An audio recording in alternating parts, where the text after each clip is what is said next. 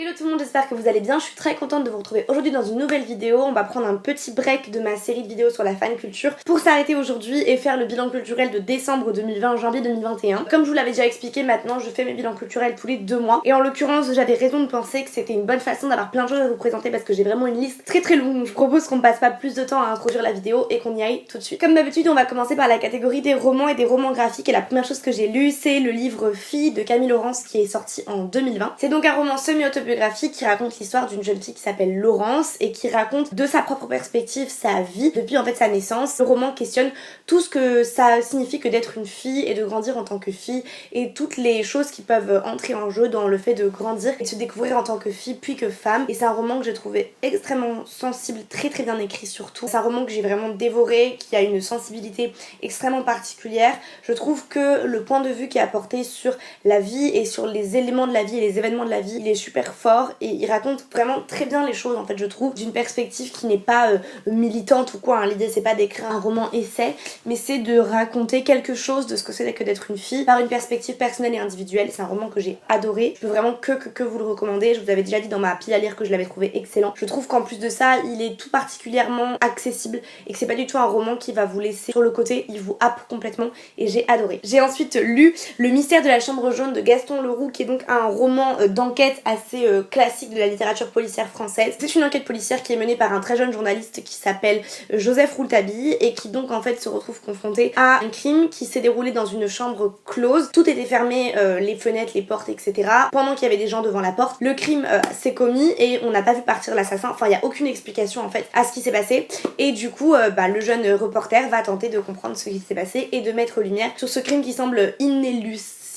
Ce qui est très agréable dans ce texte, c'est que pour le coup, il n'y a aucune façon pour le lecteur, ou en tout cas la probabilité est très faible, de comprendre en avance ce qui va se passer et quel va être le dénouement. C'est un bon justement rapport entre une fin que je peux pas prédire et une fin qui quand même fait sens, donc je trouve ça vraiment très bien. Et franchement, moi les romans policiers j'adore. D'ailleurs je vous proposerai en barre d'infos plusieurs nouvelles et livres policiers que j'aime bien si vous avez envie de vous pencher sur ce genre de littérature. J'ai également reçu, je vous l'avais expliqué dans ma vidéo pile à lire, que Actes Sud, donc les éditions, m'avait envoyé plusieurs ouvrages à lire et à découvrir pour vous en parler. J'ai donc largement entamé, je l'ai pas fini, je vais être sincère avec vous. De ça je me console de Lola Lafont, qui donc est l'histoire d'une amitié entre filles. À un moment il va se passer quelque chose de grave dans cette amitié qui va conduire en fait à une remise en question et un questionnement. C'est un livre qui est très difficilement résumable parce que c'est un peu un patchwork de beaucoup de choses. Moi j'ai beaucoup aimé, j'ai moins aimé que Chaviré. Je trouve que même si l'écriture est similaire et qu'elle est assez efficace, etc. Après je pense que c'est une approche aussi de sujet qui est différente. Si vous avez envie de découvrir l'écriture de Lola Lafont, n'hésitez pas à commencer par Chaviré parce que moi c'est celui que j'ai préféré, et à vous pencher sur celui-là si vous avez envie d'en découvrir plus tout simplement. Et puis enfin, au niveau des romans graphiques, j'ai lu Anaïs Nin sur la mer des mensonges de Léonie Bischoff. C'est un roman graphique qui est extrêmement beau, je vous l'avais déjà montré dans ma pile à lire. Vraiment au niveau esthétique, dessin, c'est absolument sublime. C'est très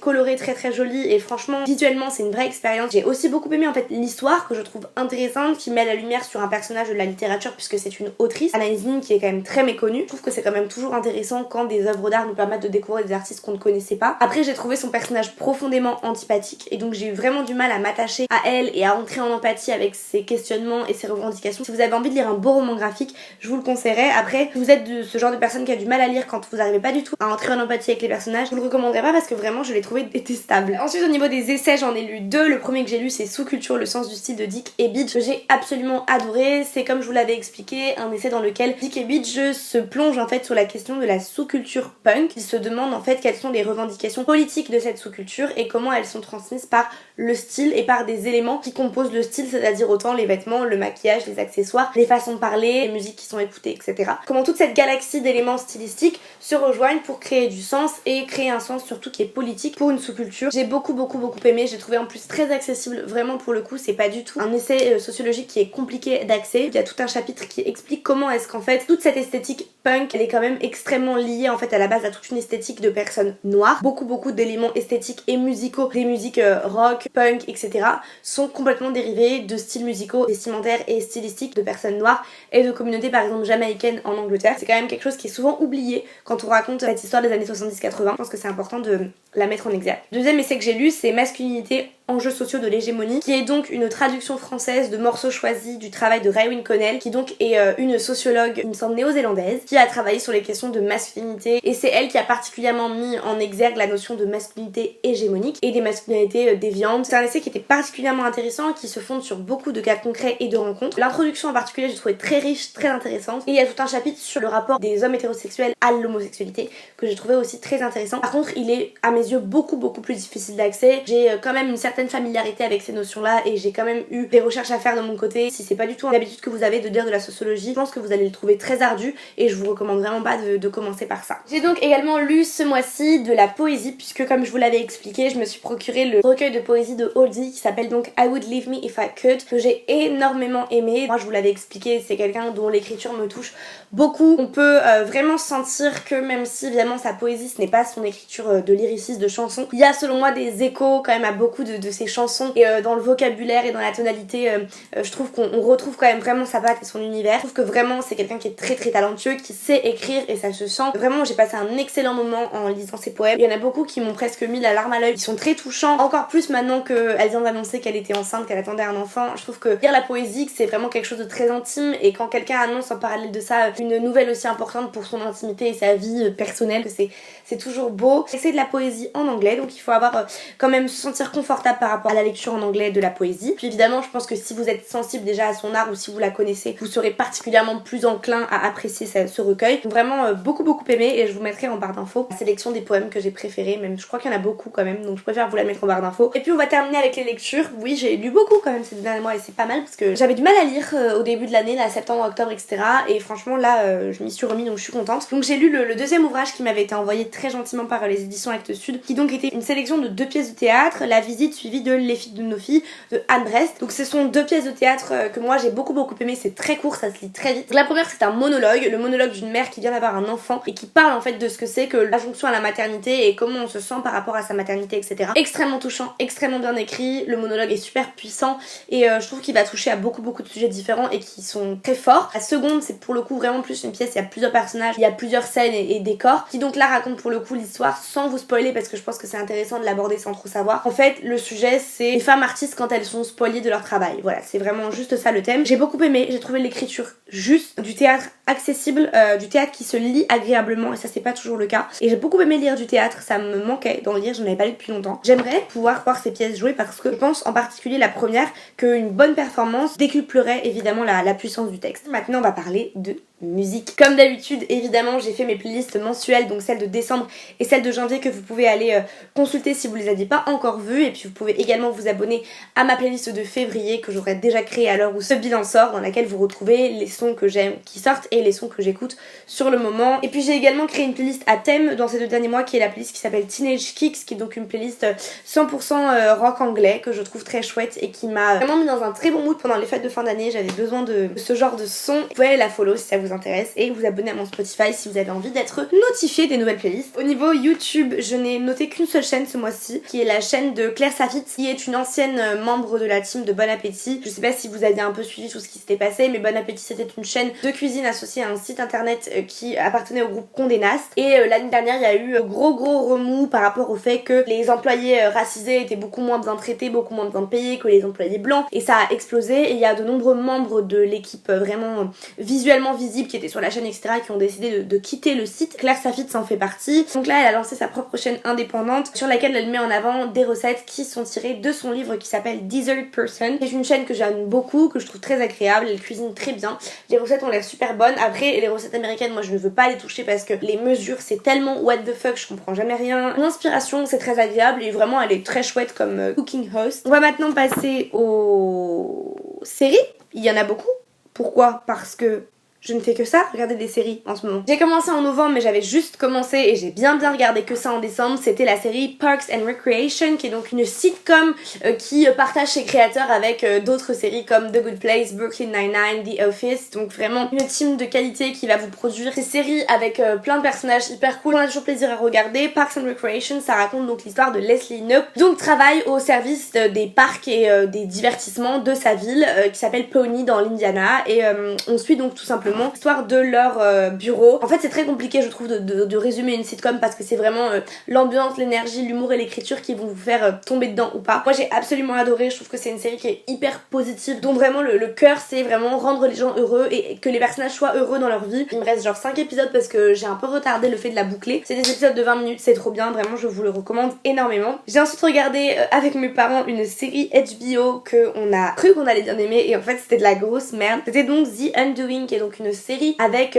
Nicole Kidman et Hugh Grant dans les rôles principaux. On suit l'histoire d'un couple qui vraiment fait partie de la très haute et très bonne société new-yorkaise. Ils sont super riches. Elle est vraiment psy extrêmement reconnue et lui c'est genre un médecin hyper reconnu aussi. Ils ont un enfant qui est dans une bête d'école privée à New York et tout. Il va se passer un drame dans le premier épisode qui va faire exploser un petit peu tout ce petit monde en éclats et révéler des vérités enfouies. En vrai je pourrais spoiler parce que je vous la recommande tellement pas que je vois pas pourquoi vous iriez la voir, mais je ne le fais pas parce que je respecte quand même la curiosité des gens. C'est une série qui est très déceptive parce qu'on pense vraiment qu'il peut se passer un truc intéressant et on est un peu en mode genre oh my god mais que va-t-il se passer, et la fin t'es genre tout ça pour ça, c'est nul. Ensuite j'ai regardé The Mandalorian sur Disney+. J'ai fait un gros revival Star Wars, on en parlera après les fêtes de fin d'année et tout. Là j'étais dans un mood Star Wars vibes. The Mandalorian c'est une série qui ne fait pas partie des enjeux de scénario des 3 trilogies. C'est quelque chose qui se passe dans le monde de Star Wars mais qui est pas related aux personnages qu'on connaît des films. On suit l'histoire d'un chasseur de primes qui s'appelle Din Djarin, qui est donc un Mandalorien. Il est chasseur de primes, il doit aller chasser la prime qui est Baby Yoda, mais évidemment ça va pas se passer aussi simplement que ça et va s'en suivre ensuite tout un tas d'aventures et de rebondissements qui vont lui permettre de questionner à la fois son identité de Mandalorien et l'identité de Baby Yoda. Excellent, j'ai trop aimé, j'ai trouvé que c'était périodique. Je trouve qu'on retrouve beaucoup plus l'ambiance, l'énergie, l'univers de Star Wars dans Mandalorian que dans la 3e et dernière trilogie que je n'aime pas du tout. D'ailleurs on en reparlera juste après. Si vous avez déjà vu les films et que vous avez aimé, je pense que vous aimerez beaucoup le Mandalorian, au même titre que je vous recommande de regarder la série animée de Clone Wars. Si ça vous dérange pas de regarder des dessins animés, c'est excellent également. Ensuite j'ai regardé Lupin sur Netflix, qui est donc la série française là qui a tout explosé, tout cartonné, avec Omar Sy dans le rôle principal, qui donc est inspirée des aventures d'Arsène Lupin. Franchement c'est une série que j'ai bien aimée, que j'ai regardée très agréablement, qui m'a bien happée. Je trouve que l'histoire elle est racontée de façon intelligente. Je trouve qu'il y a un léger déséquilibre entre le début et la fin de la saison. Je trouve que les premiers épisodes sont super et les derniers il y a un peu des longueurs, mais franchement sinon j'ai bien aimé. Je trouve que les acteurs sont bons et franchement on passe un très bon moment devant Lupin, donc j'ai un peu du mal à comprendre la haine comme ça qu'il y a eu de la part de beaucoup de critiques, que j'ai pas forcément compris, parce que je pense que la série fait ses promesses qui sont celles d'être un bon divertissement et c'est un bon divertissement, donc j'ai un peu du mal à comprendre la haine comme ça qui est attisée autour de la série, surtout en France parce qu'à l'étranger elle marche très bien. Ensuite évidemment j'ai regardé comme beaucoup de gens les épisodes spéciaux de Euphoria, donc pour nous faire patienter avant la saison 2, il y a eu donc 2 épisodes spéciaux qui sont sortis de 1 heure. L'un portait donc sur le personnage de Rue, donc le personnage de Zendaya, et le second portait sur le personnage de Jules, donc le personnage de Hunter Schafer. Ce sont donc 2 épisodes qui sont assez Covid-friendly, puisque celui de Rue est vraiment une discussion pendant 1 heure dans un diner. J'ai très peu apprécié l'épisode, je l'ai trouvé... Alors le fond est intéressant, la discussion elle est intéressante et tout, mais je trouve que quand même il manquait quelque chose qui moi m'a fait décrocher rapidement. Par contre pour le coup l'épisode de Hunter Schafer, donc l'épisode de Jules, je l'ai adoré. Je pense que c'est un des épisodes de Euphoria que j'ai préféré. Il est extrêmement bien écrit, extrêmement bien mis en scène. Il y a un jeu d'aller-retour entre une discussion qui se passe entre Jules et une psychologue et plein de flashbacks, de moments. Je pense que les 2 épisodes se placent à peu près là où on a laissé nos personnages en fait, parce que ils reviennent que sur des événements qui se sont passés à ce moment-là. Donc on a un peu en fait les insights de nos personnages d'un point de vue qui est pas forcément dit dans la saison 1, et je trouve que c'est particulièrement réussi pour Jules parce que elle est présentée tout au long de la saison 1 vraiment de la perspective de Rue. Elle est un peu la manic pixie girl de Rue, et dans son épisode on arrive vraiment à entrer dans sa perception à elle et à comprendre comment elle a vécu intimement les choses, et je trouve que c'est sublimement bien mis en scène, extrêmement réussi. Vraiment l'épisode de Jules je vous le conseille tellement, il y a tout qui fonctionne et je trouve que c'est un bijou et j'ai envie de le revoir une 2e fois. Vous n'avez pas besoin de voir celui de Rue pour comprendre celui de Jules, donc si vous hésitiez à les regarder et que vous voulez en regarder qu'un, regardez celui de Jules sans hésitation. Et puis enfin j'ai regardé la série OVNI, qui est donc disponible sur Canal+ série, qui avait été je crois diffusée sur Canal+. C'est une série qui nous raconte l'histoire d'un groupe d'études des phénomènes OVNI, extraterrestres, etc. Dans les années 70 en France, donc c'est basé sur une histoire vraie, et donc on suit ce groupe d'études à travers la perspective d'un ingénieur en aérospatial qui est donc joué par Melville Poupeau. Je trouve que la série est très bien écrite, qu'elle est très bien mise en scène, les costumes et les décors sont délicieux, vraiment c'est du 70s français trop bien réussi. Les performances sont aussi très très cool, il y a vraiment des acteurs excellents dans cette série qui tiennent vraiment un scénario qui fonctionne très bien. C'est déjanté mais en même temps crédible dans l'écriture et vraiment c'est une série que j'ai pas vraiment beaucoup vu mise en avant et pourtant je trouve qu'elle mérite vraiment d'être regardée parce que elle est très sympathique, c'est un parti pris qui est assez rare en France, on n'a pas beaucoup ce genre d'idées et je trouve que là en plus c'est vraiment bien exécuté. Donc si vous avez envie de goûter une série française sympa, OVNI ça vaut vraiment le coup. Ensuite au niveau des films, j'ai donc regardé comme je vous l'avais expliqué, je me suis refait les Star Wars. Du coup j'ai revu la trilogie originale, j'ai regardé Revenge of the Sith qui est vraiment mon Star Wars préféré. Et j'ai enfin regardé le 8 et le 9 qui sont donc les deux derniers que j'avais jamais vu. J'avais déjà vu donc The Force Awakens qui donc est le premier de la dernière trilogie que j'avais trouvé moyen mais pas non plus nul. Ça m'avait pas non plus énormément donné envie de voir les autres. Puis après j'avais pas été voir The Last Jedi ni The Rise of Skywalker. Ça va de pire en pire. Vraiment je trouve que le premier est pas trop mal mais alors les deux autres c'est une catastrophe. J'ai vraiment pas du tout aimé. J'ai pas retrouvé l'ambiance Star Wars que j'aime. Je trouve ça tellement dommage. On avait enfin un badass female caractère de premier plan qui est Rey et qui est tellement mal écrit que vraiment son personnage on ne s'y attache pas. Moi, j'étais désolée, j'avais qu'une envie, c'est l'adorer et qu'elle devienne un de mes personnages préférés parce que franchement badass female Jedi genre c'est excellent et je voulais trop. Vraiment j'avais envie d'aimer mais l'écriture des personnages est mauvaise et moi je trouve que dans ces séries de films où il y a une telle importance qui est donnée à la force des personnages et des personnages qu'on retrouve de film en film qui ont le temps de se construire, ils avaient quand même 3 films de 2 heures donc quand même 6 heures pour construire des personnages et c'est médiocre donc je trouve ça vraiment dommage, je trouve que c'est vraiment du gâchis. J'ai regardé Maurice aussi de James Ivory, voilà, si vous avez envie de voir un très bon James Ivory, bah il est très bon. James Ivory c'est quelqu'un qui est très doué pour son écriture que je trouve toujours impeccable, c'est lui qui a écrit le scénario de Call Me By Your Name si vous voulez savoir et il a vraiment une façon de raconter l'homosexualité, je trouve qu'il fonctionne très bien, qui est très juste et j'ai beaucoup aimé Maurice, voilà, donc si vous voulez voir un Young Hugh Grant en mode Dark Academia, regardez Maurice, vous allez beaucoup aimer. Et puis on finit ce bilan culturel avec les podcasts, je vais passer assez vite. Je vous recommande d'abord la série de podcasts New York Times qui s'appelle Nice White Parents, qui est donc une série qui porte sur l'étude documentaire d'une école à New York, école qui est située dans un quartier à majorité de personnes latino et noires, et donc la majorité des étudiants sont des jeunes latinos et noirs, et en fait le rôle que jouent les parents blancs qui décident ou non justement de mettre leurs enfants dans des écoles qui sont à majorité racisées et de voir en fait qu'est-ce que ça change quand les parents blancs tentent d'imposer leur mode de vie, leurs valeurs et leur fonctionnement scolaire à des écoles dans lesquelles en fait originellement leurs communautés ne sont pas du tout intégrées. C'est une série qui est très intéressante, qui parle autant de racisme que de questions de classe, que de l'histoire de New York, de l'histoire de l'école publique à New York, un sujet que je connaissais très peu. C'est en anglais évidemment, mais sur le site du New York Times vous avez un transcript des épisodes, donc vous pouvez suivre l'écriture si c'est plus simple pour vous que d'écouter et de juste comprendre à l'oral. Je vous recommande également le podcast Name 3 Songs que j'ai déjà recommandé de nombreuses fois et qui m'est très utile pour l'écriture de ma série sur la fan culture. Name 3 Songs c'est un podcast qui est tenu par 2 jeunes américaines et qui porte vraiment sur la question des fangirls, du genre dans la fan culture, de la question de la misogynie auprès des femmes qui ont des passions, etc. C'est un podcast qui je trouve est très réussi, qui traite toujours de thèmes très efficaces et vraiment je le recommande fortement si vous êtes capable d'écouter du podcast en anglais et que vous êtes sensible au sujet que j'évoque dans ma série sur la fan culture. Vous allez probablement beaucoup aimer Name 3 Songs. Ensuite je vous recommande évidemment Ou peut-être une nuit que j'ai écouté moi au mi-décembre je crois et qui a rétrospectivement fait écho à beaucoup de choses qui se sont passées dernièrement, puisque Ou peut-être une nuit est un podcast en 6 épisodes je crois qui porte sur le sujet de l'inceste, qui a donc été réalisé par Charlotte Pudlowski qui travaille pour le studio de podcast Oui Media. Une série de podcast très réussie je trouve, qui éclaire sur beaucoup de sujets, qui est très précise dans les chiffres, dans l'analyse sociologique du problème. Je sais aussi que beaucoup de victimes d'inceste voient ce podcast d'un très bon oeil et le recommandent, donc je pense que c'est aussi très important sur ce genre de sujet qu'il soit adoubé par les personnes qui sont les premières concernées.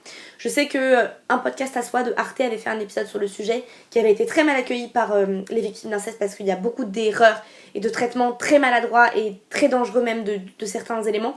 Donc non, vraiment, si vous deviez écouter une seule chose pour comprendre le problème de l'inceste, pour aussi réaliser à quel point c'est grave, c'est massif, c'est systémique, c'est omniprésent, je pense que Ou peut-être une nuit va tout vous dire, tout vous faire comprendre et tout vous apprendre, et ça c'est excellent. Et le dernier podcast que je voulais vous recommander, c'est un podcast toujours de Louis Média qui s'appelle Passage. Je sais pas si vous connaissez le podcast Transfert, qui donc est un podcast qui en fait à la base était géré je crois par Louis Média, et les premiers épisodes étaient vraiment excellents et maintenant ça a changé de propriétaire il me semble, et donc maintenant je trouve que les épisodes sont vachement moins bons. Mais par contre du coup Louis Média a lancé son propre podcast de témoignages qui s'appelle Passage. L'angle de vue de Passage, c'est l'idée d'aller venir raconter des anecdotes qui ont un double, un triple, un quadruple point de vue et de montrer en fait à quel point, de deux points de vue différents, ou quand il y a plus d'une personne qui vit une anecdote, un moment ou quelque chose, ça peut complètement en fait montrer à quel point on peut se leurrer sur la lecture d'un événement ou d'une situation et à quel point il peut y avoir des incompréhensions ou des visions différentes, et je trouve que c'est une très bonne façon d'aborder les choses. Ça parle d'amitié, ça parle d'amour, ça parle de relations. Je trouve que tous les épisodes sont très beaux. Comme d'habitude avec Louis Media, c'est extrêmement bien produit, mis en scène, le son est excellent. Et je trouve que quand c'est bien réalisé, les podcasts de témoignages, c'est souvent très bon, et là en l'occurrence ça l'est, donc je vous recommande vraiment passage. Donc voilà tout le monde, on est arrivé au bout de ce bilan culturel, j'espère qu'il vous a plu, j'espère que vous avez passé un bon moment avec moi. Moi je suis très contente d'avoir pu vous partager tout ça aujourd'hui. Je vous remercie surtout de m'avoir suivi jusque là, d'avoir écouté cette vidéo en entier. J'espère que mes recommandations auront pu vous plaire et ou vous éclairer. N'hésitez pas à me dire tout ça en commentaire, à me recommander des choses également parce que j'adore vous lire. J'espère en tout cas que vous avez été contents d'enfin retrouver un bilan culturel. J'ai l'impression que ça fait du coup des années que j'en ai pas filmé tellement il y a du temps qui s'écoule entre les deux. Mais en tout cas moi j'ai adoré partager ce moment avec vous. Je vous souhaite une excellente journée. On se retrouve évidemment sur tous les réseaux sociaux qui sont tous en barre d'infos.